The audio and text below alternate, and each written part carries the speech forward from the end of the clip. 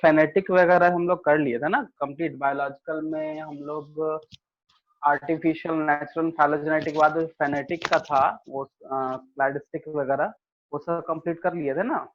Yes yes. आज हम लोग को फेनेटिक का तो नोट्स नहीं लिखवाए थे शायद, फाइलोजेनेटिक तक ही लिखा हुआ था। Yes sir. तो फेनेटिक का हम लोग लिखते हैं, फिर आगे जो है आज तो खैर बेसिस ऑफ क्लासिफिकेशन हम लोग समझ ही चुके हैं। तो आज हम लोग स्टार्ट कर देंगे नेक्स्ट जो 5 किंगडम स्टार्ट हुआ, 2, 3, 4 एंड 5। उसके बाद हम लोग आगे जो है किंगडम मोनेरा में आज कोशिश करते हैं इंटर करने का। तो सबसे पहले हम लोग का फेनेटिक जो बचा हुआ है उसको कंप्लीट कर लेते हैं, ठीक है ना। तो topic 2, phonetic system of classification.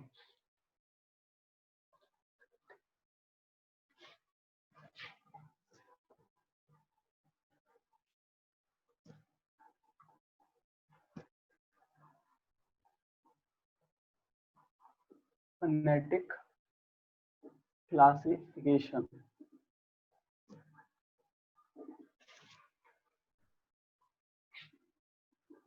It is a system of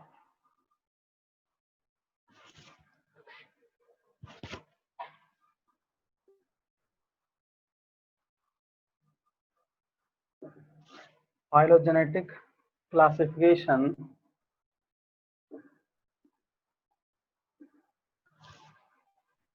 which is based on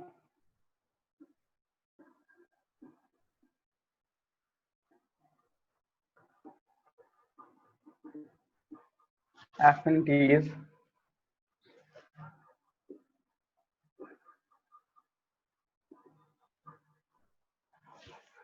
similarities and dissimilarities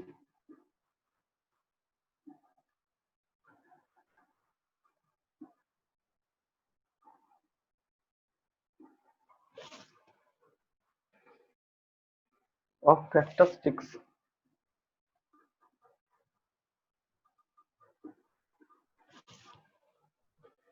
present in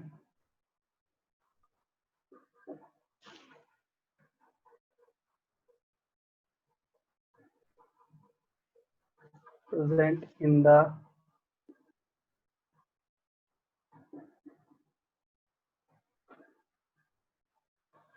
present day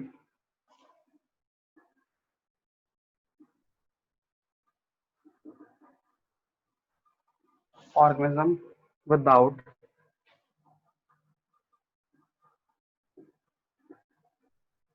searching for evolution and diversification of traits in their fossils.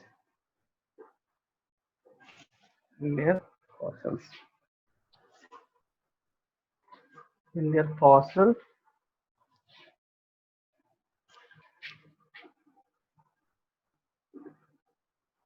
ancestors.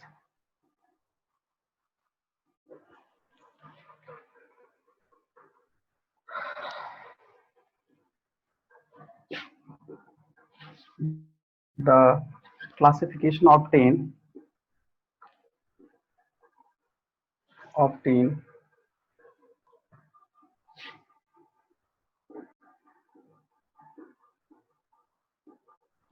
supporting evidence from 4 major branches of taxonomy.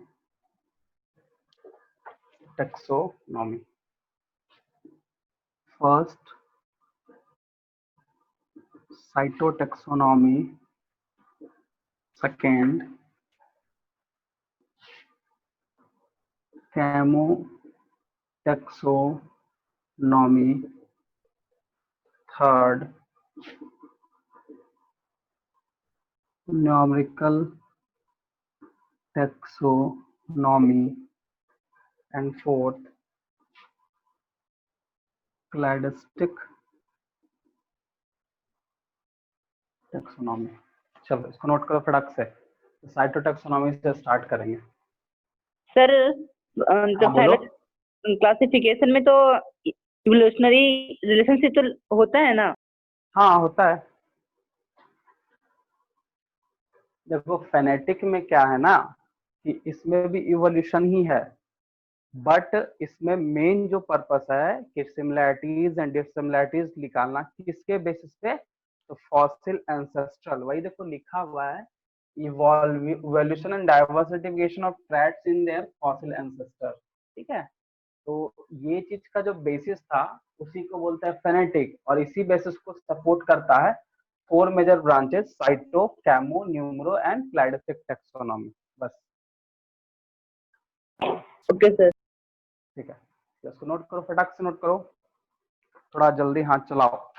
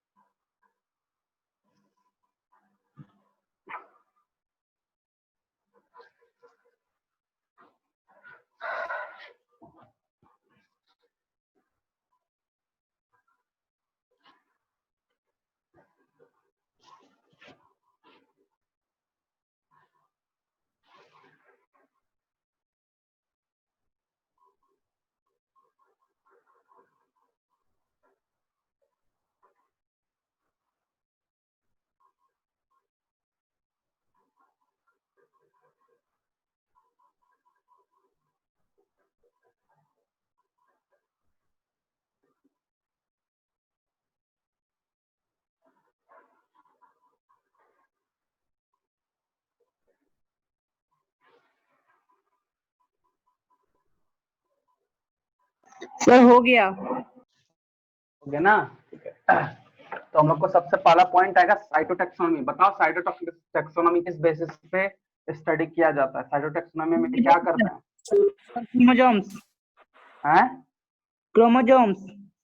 हाँ, chromosome number होता है, cell structure होता है, behaviour होता है, उस basis पे ही होता है साइटोटैक्सोनॉमी। ठीक है, चलो तो पॉइंट लिखोगे।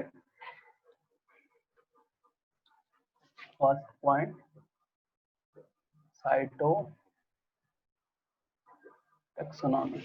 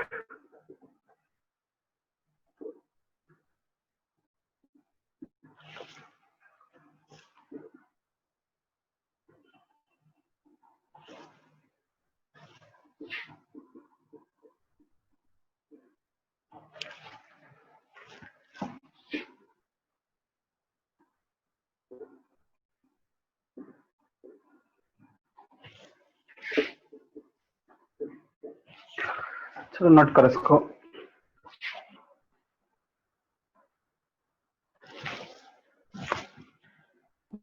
ये पॉइंट याद रखना, chemical constituent of plant are generally specific and stable.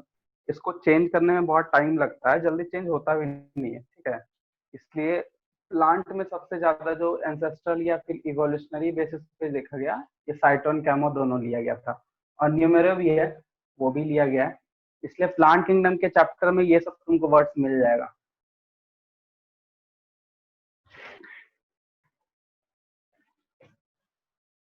Sir, हाँ बोलो। ट्रिनोमियल नोमेनक्लेचर में आप बोले थे ना कि थर्ड जो नेम रहेगा वो साइंटिस्ट का नाम रहेगा। हाँ सर तो वो क्या फिंगर टिप्स में दिखाया था कि सब स्पेसिस का होता है। देखो, सबका स्पीसीज ऐसा जरूरी नहीं है कि सिर्फ वही रहेगा, ठीक है, लेकिन मैक्सिमम ये, जैसे हम बताए थे होमो सेपियंस सेपियंस, ठीक है। तो इसमें कोई नाम नहीं है, बट वो ट्राइनोमियल में आ जाता है, तो वो डिपेंड करता है कि अकॉर्डिंग टू, मतलब कैसे कैसे, जैसे अब ऐसा तो जरूरी नहीं कि सब साइंटिस्ट ही दिया होगा, ऐसा तो कुछ नहीं है, ठीक है। जैसे होमोसेपियंस सेपियंस बोले, ये एडवांसमेंट के तौर पे उसका नाम रखा गया, तो ट्राइनोमियल तो हो सकता है वो सब ग्रुप का स्पीसीज, सब ग्रुप का जो नाम वो लिखा जा सकता है, ठीक है, वो चीज है। सब में साइंटिस्ट नहीं लगता है।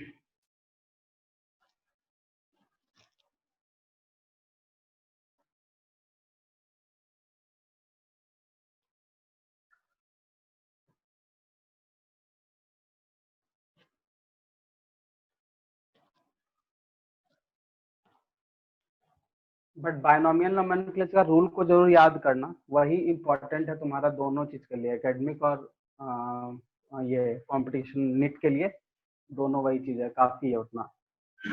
Okay sir. वो अच्छे, उसको एनसीईआरटी का हर एक लाइन बाय लाइन को याद कर लो, कितना भी तुम नॉर्मल, इसलिए तुम लोग को एनसीईआरटी का लाइन ही लिखा है, क्योंकि जितना भी क्वेश्चन आज तक देखा गया वो सारा लाइन से ही है।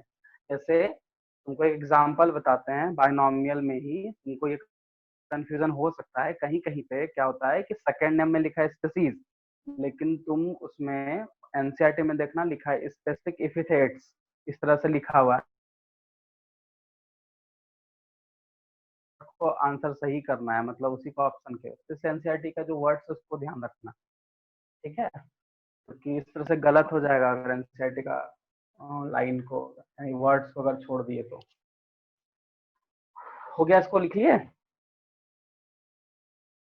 Yes sir. मिटाएं? चलो, अब हम लोग का नेक्स्ट है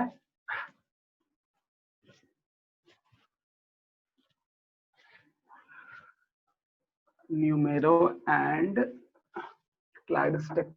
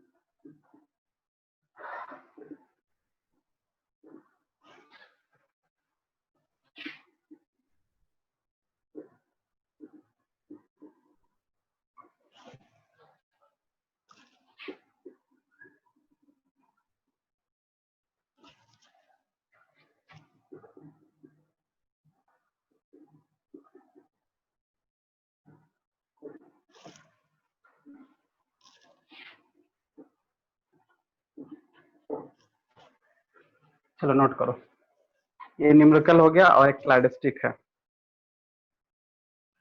sir dorsal part of the brain क्या है? Dorsal part of the brain is a, जैसे मान लो ये ब्रेन का पार्ट है, मतलब सामने दिख रहा होगा ये डॉर्सल, ठीक है। तो ये पोर्शन जो है वो वेंट्रल बोलते हैं, वेंट्रल साइड मतलब फ्रंट के साइड, डॉर्सल मतलब बैक साइड।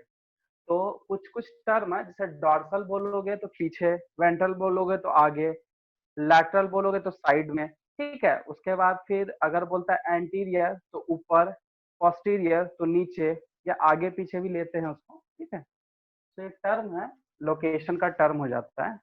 Okay sir. जैसे हम लोग अभी पढ़ेंगे, क्या कहते हैं, एनिमल किंगडम में आएंगे ना, तो प्लेटीहेल्मिन्थ्स में लिखता है डोर्सो वेंट्रली फ्लैटेंड। डोर्सो का मतलब नीचे से, वेंट्रली का मतलब ऊपर से, दोनों तरफ से वो फ्लैट होता है। बस तो इस तरह से पढ़ते हैं, तो लोकेशन है, पता चलता है कौन कहाँ प्रेजेंट है।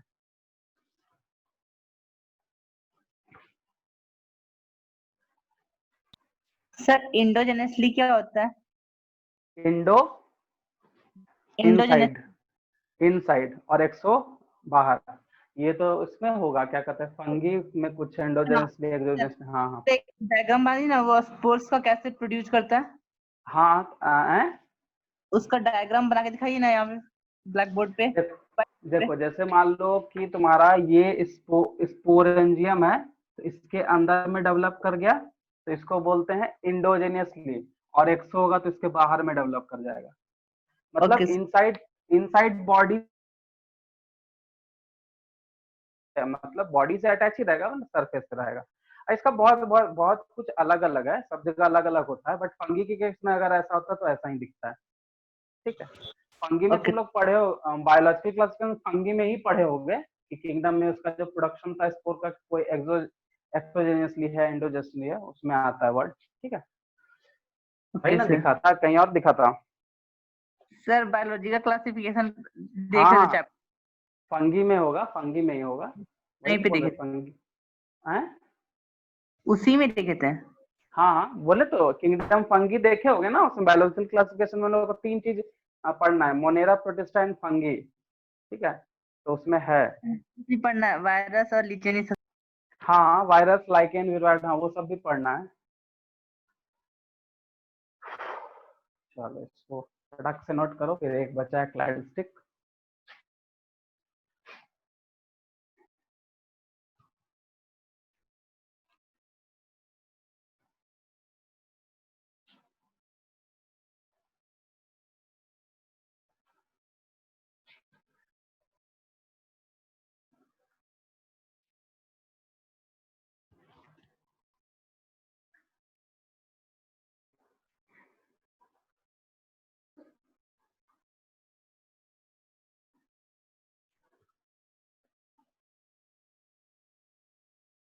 सर एक और क्वेश्चन था, बोलो।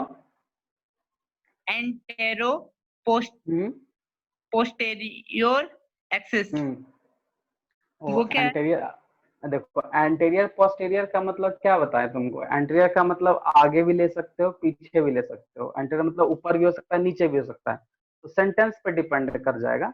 एक्सिस का मतलब होता है बीच में। एक्सिस जैसे मान लो ये बॉडी है, ये बीच वाला पार्ट हो गया एक्सिस। तो एंटेरियर पोस्टीरियर हमको आगे आगे पीछे का ही कुछ कॉन्सेप्ट होगा, ऊपर नीचे का सेंटेंस देखने से पता चलेगा एग्जैक्टली। ठीक हम है। एक बार सब पढ़े। हाँ, एक सेकंड एक सेकंड एक second.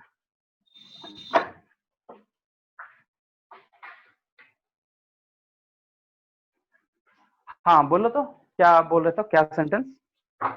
The contraction of diaphragm which increase the volume of thoracic chamber in the anteroposterior axis. हाँ, आगे से पीछे, आगे पीछे से क्या होता है ना, वो बढ़ जाता है। थोरेसिक वाला जो चैम्बर होता है, thoracic chamber is a chest region को थोरेसिक चैम्बर बोलते हैं। तो एंटीरियर पोस्टीरियर वही आगे से पीछे यहाँ पे लिया जाएगा।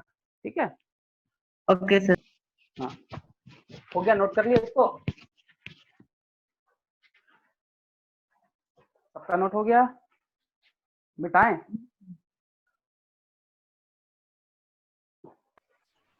Yes sir. चलो ठीक है, समझ में, या ये तो निम्नो तो समझाए थे। अब एक लास्ट है क्लैडिस्टिक जो एंसेस्ट्रल है। के लिखने के बाद फिर हम 2, 3, 4 एंड 5 को डिफाइन करेंगे। ठीक है।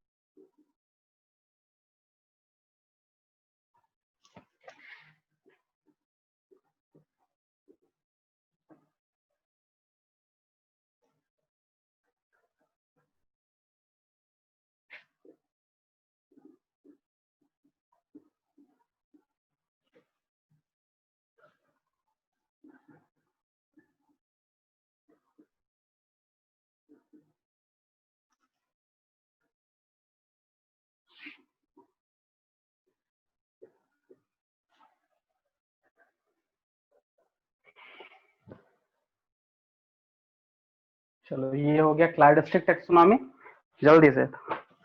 हाँ चलो थोड़ा जल्दी। अब हम लोग 2, 3, 4 एंड 5 किंगडम क्लासिफिकेशन पढ़ेंगे।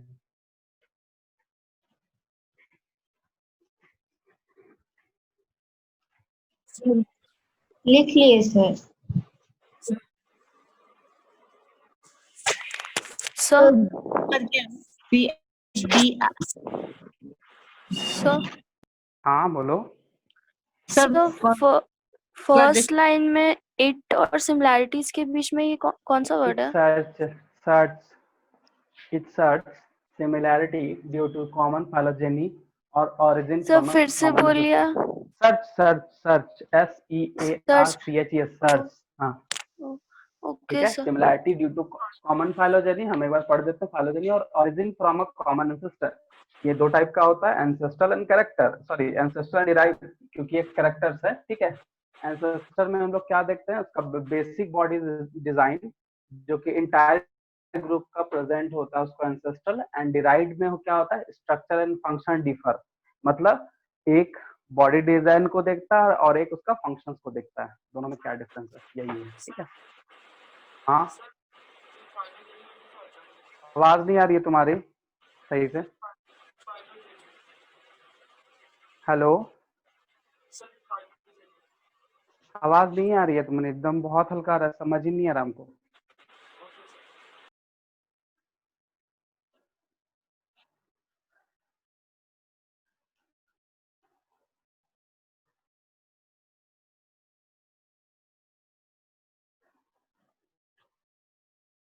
सर हो गया कंप्लीट। ठीक है। तो ये तो हम लोग बेसिक कंप्लीट कर दिए। ठीक है। अब हम लोग पढ़ेंगे कि ये जो 5 किंगडम आया कैसे आया। तो सबसे पहले 2 किंगडम था, समझ लेते हैं, थोड़ा सा है, 5 मिनट का समझना है। ठीक है। देखो 2 किंगडम क्लासिफिकेशन जो है वो डायरेक्टली बेस्ड था तुम्हारा आर्टिफिशियल सिस्टम ऑफ क्लासिफिकेशन पे। ठीक है।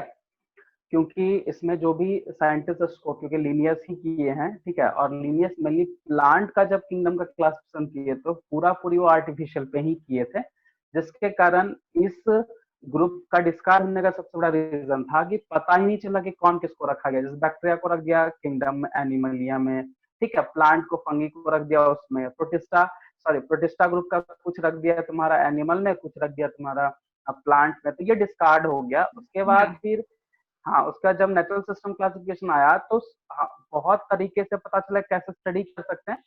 तो फर्स्ट टाइम जब स्टडी किया गया तो जो भी किंगडम था उस किंगडम में सबसे पहला एक साइंटिस्ट थे जिसका नाम हैकल है, वो किंगडम प्रोटिस्टा को अलग किए। तो उनका मेन बेसिस क्या था कि नहीं, किंगडम जो प्रोटिस्टा है वो यूनिसेलर यूकैरियोटिक है, तो उस बेसिस पे सारे ऑर्गेनिज्म को अलग किए, क्योंकि यूनिसेलर मोनेरा भी है प्रोटिस्टा भी है। लेकिन उसमें से ये देखा गया कि नहीं, यूनिसेलर तो है, साथ साथ में यूकैरियोटिक टाइप ऑफ जो है वो उसको अलग करके प्रोटिस्टा रखा गया। ठीक है। उसके बाद आए कॉपलैंड। कॉपलैंड जब आए तो किंगडम मोनेरा का जो बेसिस रखे हैं वो रखे हैं prokaryotic type of cell.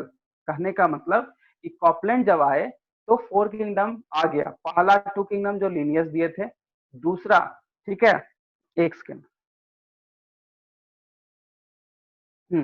Linnaeus दिए थे, पहला लीनियस, दूसरा जो है वो हैकल, तीसरा जो है वो कॉपलैंड। कहने का मतलब 2 किंगडम के बाद जब हैकल आए वो 3 किंगडम दिए, क्यों, प्रोटिस्टा को वो अलग किए। उसके बाद आए कॉपलैंड जो कि मोनेरा को, ये उनका बेसिस था कि यूनिसेलर प्रोकैरियोटिक होना चाहिए। 2, 3 एंड 4 अल्टीमेटली आए आरएच विटेकर जो 5 किंगडम क्लासिफिकेशन को किए, और वहां पे वो फंगी और प्लांटी सबको वो अपने अपने जगह पे प्लेस किए। उनका जो क्राइटेरिया था, आई मीन क्लासिफिकेशन का जो क्राइटेरिया था वो 5 क्राइटेरिया के हिसाब से वो किए थे। ठीक है।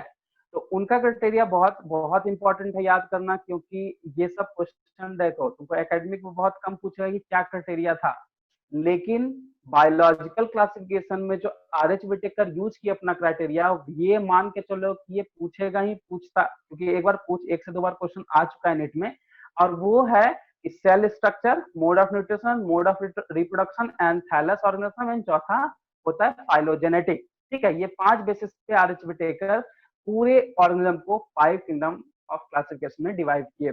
क्वेश्चन इसमें क्या आता है कि अगर पूछ देगा कि आरएच विटेकर का जो क्राइटेरिया था 5 किंगडम क्लासिफिकेशन का क्या था, उसमें से करेक्ट एंड इनकरेक्ट का ऑप्शन रहता है, तो मेनली इनकरेक्ट खोजना होता है और 4 ऑप्शन रहेगा, उसमें से 3 एग्जैक्टली एनसीईआरटी का ही वर्ड रहेगा और एक कोई और वर्ड डाल देगा। लेकिन आरएच विटेकर वहीं तक नहीं रुके थे। आरएच विटेकर का और सक्सेस होने का सबसे बड़ा रीजन था कि इकोलॉजिकल रिलेशनशिप भी देखा गया, मतलब इकोलॉजिकल बिहेवियर जो कि आर्टिफिशियल में यूज किया गया था।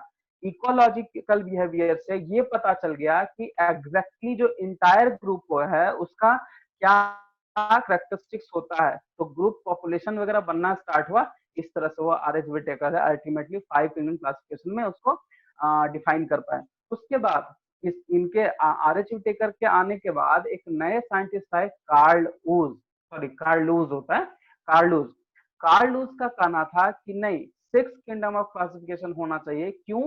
क्योंकि मोनेरा में 2 ग्रुप है, एक है यू बैक्टीरिया और एक है आर्ची बैक्टीरिया। तो वो क्या लिखे कि नहीं, पूरे एनिमल किंगडम का जो इंटायर मतलब इंटायर किंगडम ऑफ क्लासिफिकेशन में यूनिसेलुलर का 3 टाइप होना चाहिए। एक है यूनिसेलुलर प्रोकैरियोटिक जिसको यू बैक्टीरिया बोला गया, एक है यूनिसेलुलर प्रोकैरियोटिक जो आर्ची बैक्टीरिया बोला गया, और एक रखा कि यूकैरियोटिक यूनिसेलुलर मतलब प्रोटिस्टा को, मतलब आर्ची बैक्टीरिया को भी वो अलग कर दिया कि नहीं इसका अलग ग्रुप हुआ है, अलग किंगडम होना चाहिए। यू बैक्टीरिया को भी अलग कर दिया, अलग रहना चाहिए। एंड प्रोटिस्टा यूनिक, क्योंकि वो यूनिसेलर के हिसाब से ये 3 सब ग्रुप में, या फिर बोल सकते हो 3 डोमेन, क्योंकि इसको बोला जाता है 3 डोमेन ऑफ लाइफ। अगर पूछता है डोमेन ऑफ लाइफ, ये यूनिसेलर बेसिस पे ये 3 डोमेन में इसको डिवाइड किए। ये तीनों यूनिसेलर थे, लेकिन सब में कुछ ना कुछ डिफरेंस था।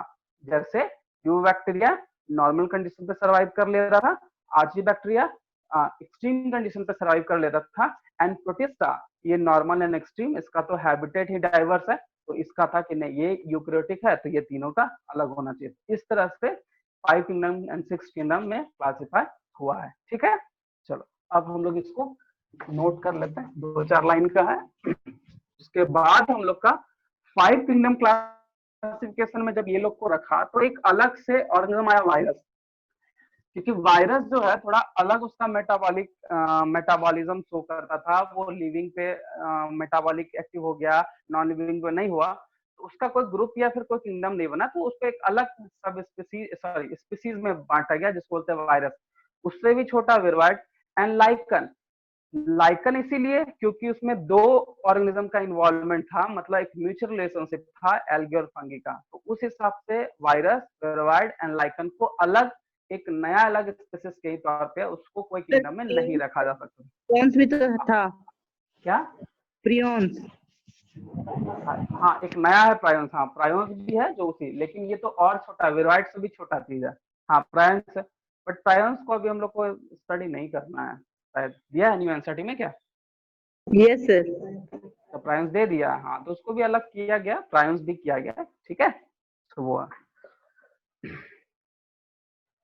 तो सबसे पहले हम लोग 2 किंगडम क्लासिफिकेशन।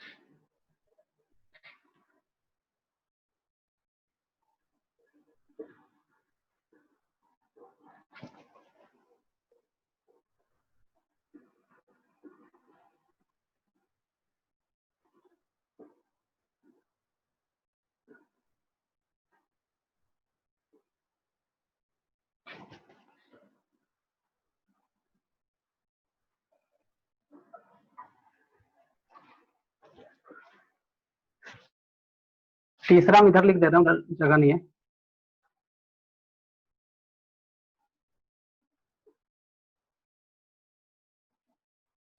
चलो ये इसको नोट करो फटाक से।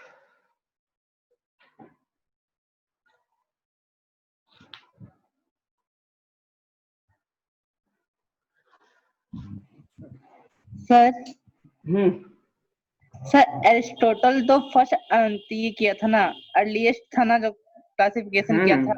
देखो बोला क्या है, एरिस्टोटल टू लीनियस, इसके बीच में बहुत सारे साइंटिस्ट आए, ठीक है। अल्टीमेटली लीनियस ही प्लांट और एनिमल किंगडम को, क्योंकि वो सबसे ज्यादा प्लांट को डिस्क्राइब करके उसको अलग किंगडम बनाया था। तो एरिस्टोटल टू लीनियस हम बोल सकते हैं, टू किंगडम क्लासिफिकेशन, जो कि आर्टिफिशियल सिस्टम के हिसाब से दिया था। सर तो अरिस्टोटल का मेन, हाँ बोलो। एरिस्टोटल किस बेस पे किया था क्लासिफिकेशन? आर्टिफिशियल बेसिस पे। एक्चुअली देखो एरिस्टोटल क्लासिफिकेशन किया था, बट वो हम ये नहीं बोल सकते वो टू किंगडम दिया था, वो आर्टिफिशियल सिस्टम को वही दिया था। और अरिस्टोटल टू लीनियस के बीच में दो चार साइंटिस्ट आए, वो उसी बेसिस पे ये जो क्लासिफिकेशन कर रहे थे, लेकिन टू किंगडम लीनियस ही दिया है वो, ठीक है। और वो आर्टिफिशियल सिस्टम क्लासिफिकेशन था, ठीक है। क्योंकि देखो हाँ, एक्चुअली वो प्लांट के हिसाब से ही किए थे, बोले ना प्लांट पे सबसे ज्यादा आर्टिफिशियल सिस्टम क्लासिफिकेशन यूज किए थे, इसलिए तो यहाँ पे देखो टू किंगडम में साफ साफ लिखा हुआ है कि ये लैक ऑफ सेल वॉल के प्रेजेंस और एब्सेंस के, सॉरी, सेल वॉल के प्रेजेंस और एब्सेंस के ही कारण ये टू किंगडम क्लासिफिकेशन दिए थे, ठीक है। वही चीज है।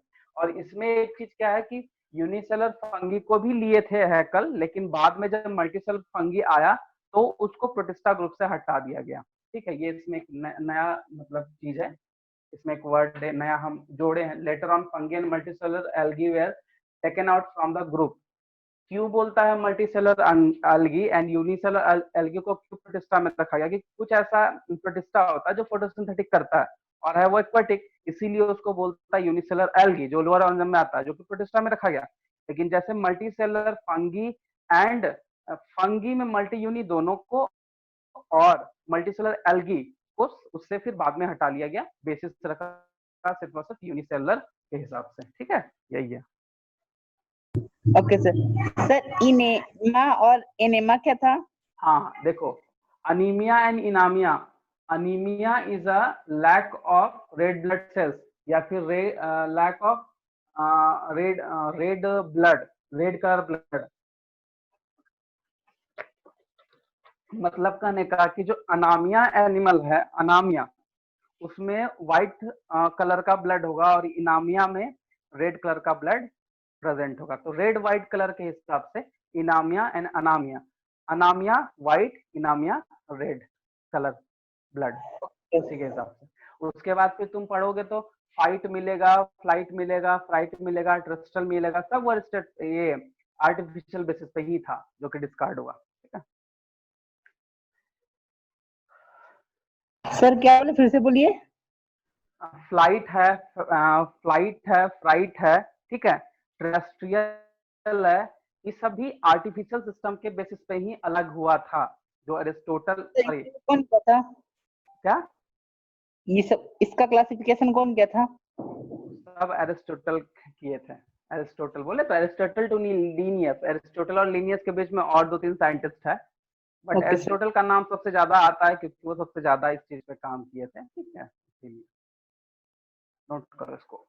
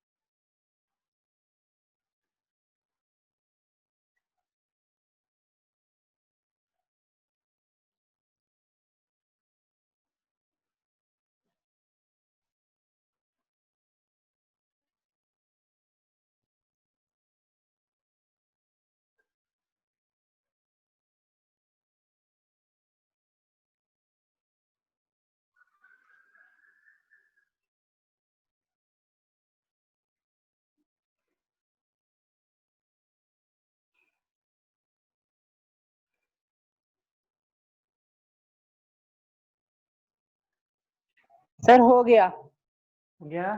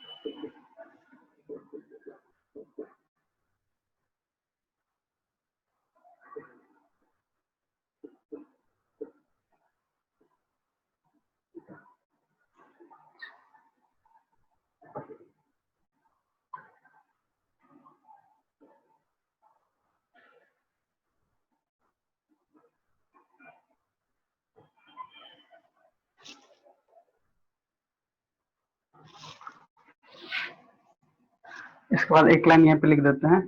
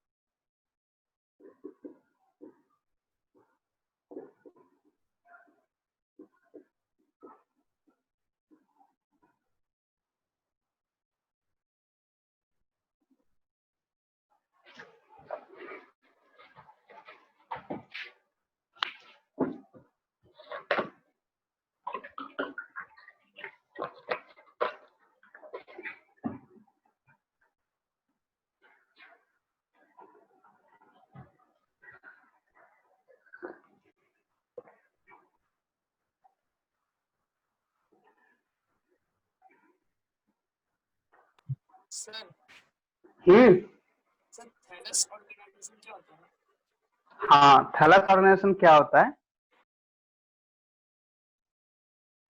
इसको नोट कर लो पूरा, फिर बताते हैं।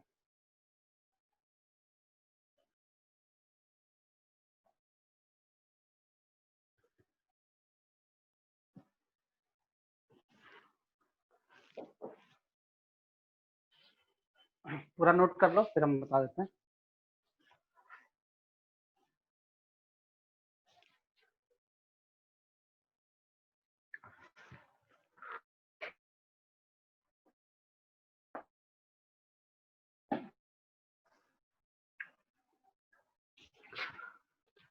हो गया नोट सबका? Yes sir. देखो देखो, थैलस ऑर्गेनाइजेशन का मतलब होता है सीट लाइक स्ट्रक्चर। सीट का मतलब प्लेन सीट समझते हो ना, जैसे कैसे एक चादर होता है ना, चादर सीट लाइक, उसी को बोलते हैं thallus organisation. Actually thallus organisation का जो बेसिस था वो सबसे ज्यादा यूज हुआ प्लांट में, जैसे थैलोफाइटा, आई मीन एल्गी, इसमें इंक्लूड किया गया। एल्गी आई मीन एल्गी उसमें मेन है, ठीक है। उसका देखना स्ट्रक्चर पूरा सीट लाइक होता है एकदम। तो थैलस का मतलब सीट लाइक स्ट्रक्चर। थैलस का मतलब होता है एग्जैक्टली मतलब होता है undifferentiation of root, stem and leaves. Thallus में कहीं तुमको दिखता क्या? दिखता है रूट है, दिखता है कुछ दिखता है उसका पैटर्न बॉडी का, ठीक है। वो root, stem and leaf like के तरह वो काम करता है। उसको अटैचमेंट होना है, लीफ का फोकस होगा तो उसके बॉडी में होता है, ठीक है। एंड स्टेम उसको मैकेनिकल स्ट्रेंथ वगैरह जो भी है वो सब प्रोवाइड करता है, तो वो वहां पे करता है। तो उसके जैसा स्ट्रक्चर एंड फंक्शन वहां पे है नहीं, हम लोग को दिखता नहीं, बट वहां पे ऐसा फंक्शन होता है, हम लोग को डिस्टिंग्विश नहीं कर पाएंगे। तो ऐसे लिखते हैं कि undifferentiation of stem, root and leaves is called thallus organisation. तो थैलोफाइटा एंड ब्रायोफाइटा ये दोनों का सेम स्ट्रक्चर होता है, ठीक है। जब टेडोफाइटा होता है तो ये धीरे धीरे हाइट अटेन करता है, मतलब वो अब सब सब इस तरह से वो नजर आता है। चलो टेडोफाइटा में जिम्नो और एंजियोकार्सी तो वो ट्री में आ जाता है। तो इसी तरह थैलस का मतलब होता है undifferentiation of root, stem and leaves, ठीक है। समझ में आया? ठीक है, बोलो कोई दिक्कत थैलस ऑर्गेनाइजेशन समझने में? ठीक है, आज हम लोग जो है पूरा क्लासिफिकेशन का बेसिस एंड फाइव क्लासिफिकेशन आज खत्म किए। नेक्स्ट क्लास से हम लोग स्टार्ट करेंगे किंगडम मोनेरा, ठीक है। किंगडम मोनेरा जो है वो ऐसे हम ओवरव्यू कर देते हैं, क्योंकि जो कॉपलैंड किए थे नहीं, इसमें इसका जो न्यूक्लियर मटेरियल है वो लैक है, उसमें कुछ ना कुछ कमी है इस तरह से वो, क्योंकि न्यूक्लियर मटेरियल का डिस्ट्रीब्यूशन के हिसाब से ही सेल दो टाइप का होता है, प्रोकैरियोटिक एंड यूकैरियोटिक।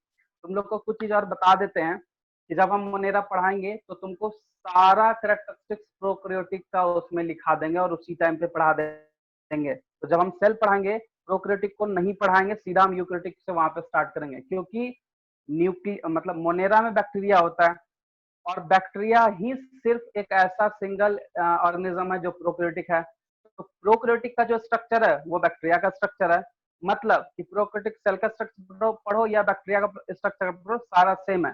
तो कुछ चीज होता है जो मोनेरा के एनसीईआरटी बुक में अगर हम कंपेयर करें या देखें तो मोनेरा किंगडम में जो चीज लिखा है वहां पे पढ़ेंगे और कुछ हम लोग को सेल चैप्टर से वहां पे दिखेगा। तो मोनेरा जब पढ़ेंगे तो पूरा प्रोकैरियोटिक टाइप ऑफ सेल का कैरेक्टरिस्टिक्स यहीं पे पढ़ लेंगे, तो हम लोग को दोबारा सेल में वो नहीं पढ़ना पड़ेगा, तो वो दोनों काम आ जाएगा। और कहाँ से क्वेश्चन आता है, जब मोनेरा पढ़ेंगे तो एक साथ हम बता देंगे।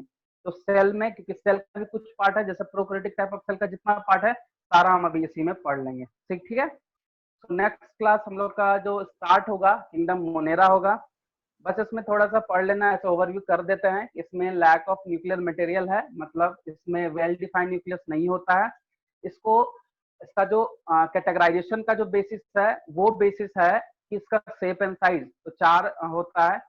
फ्लैजिला इसमें हम लोग को नहीं पढ़ना है, बट जब सेल में पढ़ते तो वहाँ फ्लैजिला का थोड़ा सा डिस्कशन है, वहां से थोड़ा सा दिया हुआ है। तो हम लोग यहाँ पे फ्लैजिला के बारे में पढ़ेंगे कि अगर फ्लैजिला प्रेजेंट होगा तो कैसे होगा, नहीं होगा, कहाँ पे होगा, क्या काम है, इस तरह से थोड़ा ओवरव्यू कर लेंगे ताकि क्वेश्चन ना छूटे। ठीक है।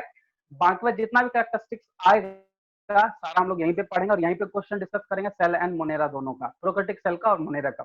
वो दोनों का चैप्टर को लिंक करके क्वेश्चन हमेशा पूछता है।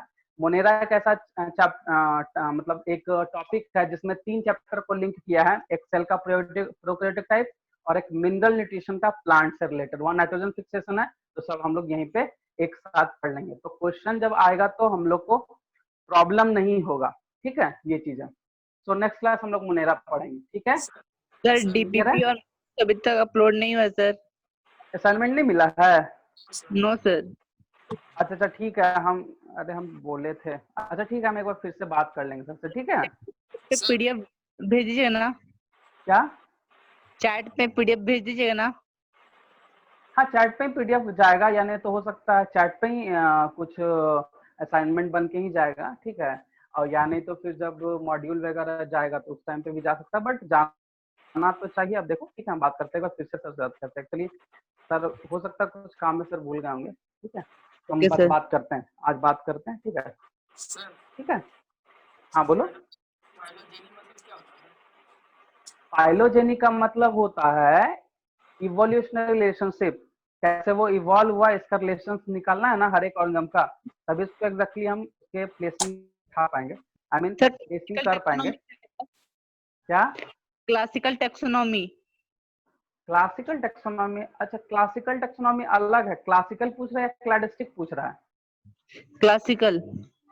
क्लासिकल टेक्सोनॉमी में जो है वो आर्टिफिशियल जो था उसी बेसिस पे मतलब वो मतलब क्लासिकल टेक्सोनॉमी क्या है, यही ना, मतलब वो एक ऐसा बेसिस था जिसमें ऑर्गेनिज्म को स्टडी किया, लेकिन बेसिस में क्या रखा, तो मॉर्फोलॉजी रखा, हैबिटेट रखा, उसका हैबिट्स रखा। ये सब तो क्लास में हुई है, तुम लोग नहीं आए थे क्या, नहीं किए थे क्या क्लास? ठीक है, क्लासिकल में हुआ है। क्लासिकल ही एक ऐसा था जिसमें जिस बेसिस पे किया जा रहा था वो करने, वो उसी में आर्टिफिशियल सिस्टम तो उसी में यूज किया गया, उसी को क्लासिकल बोले। जब मॉडर्न हुआ तो मॉडर्न में बहुत कुछ निकल के बाहर आया कि नहीं नेचुरली भी इसको किया जाए, तो नेचुरल सिस्टम का जो बेसिस है वो मॉडर्न कहलाता है और आर्टिफिशियल का जो बेसिस है वो क्लासिकल टेक्सोनॉमी कहलाता है। बस यही है।